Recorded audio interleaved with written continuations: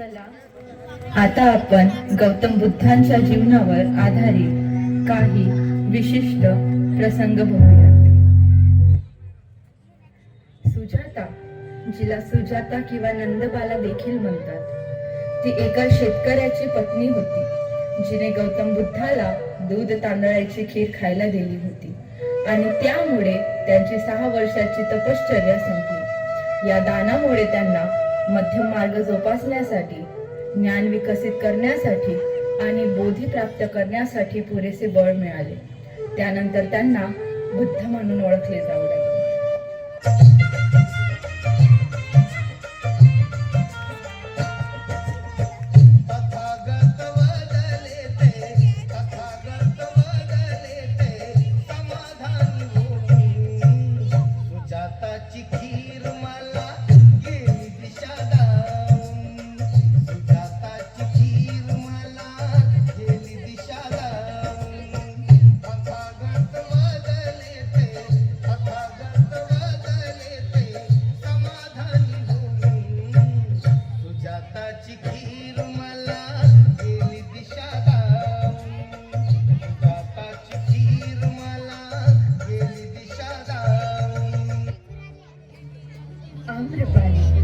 एक नर्तकी तसेच वैशाली नगराची नगरवधू, दिसायला सुंदर आणि सुंदर बांधा असलेली अहंकारी गणिका होती. तिने अनेक वर्ष नगरवधू बनून वैशालीत लोकांचे मनोरंजन केले, पण तिला आपल्या जीवनाबद्दल अत्यंत चिंता जाणवू लागली. ती खूप चिंतेत असताना एके दिवशी भगवान बुद्धांच्या संपर्कात आली व त्यांचे प्रवचन ऐकून तिने सर्व गोष्टींचा त्याग केला व ती बौद्ध भिक्खुनी बनली व तिने बौद्ध धर्माचा स्वीकार केला.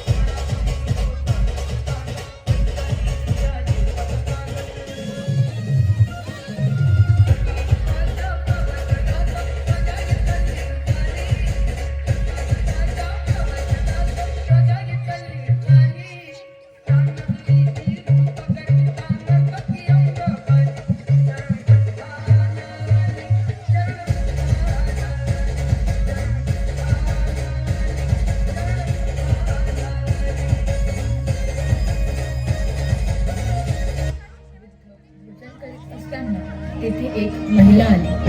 तिच्या हाती तिचे मृत्यू झालेले पुत्र होते.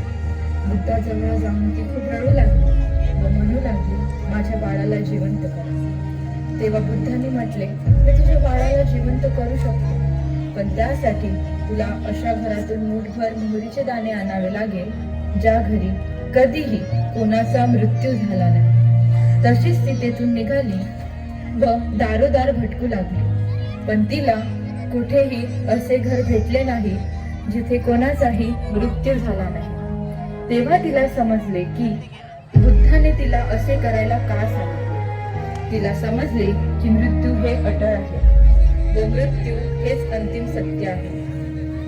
व जेव्हा ती बुद्धाजवळ आली तिचे मन शांत झालेले होते. अशा प्रकारे गौतम बुद्धाने जीवनाचा खरा अर्थ समजावून सांगितला.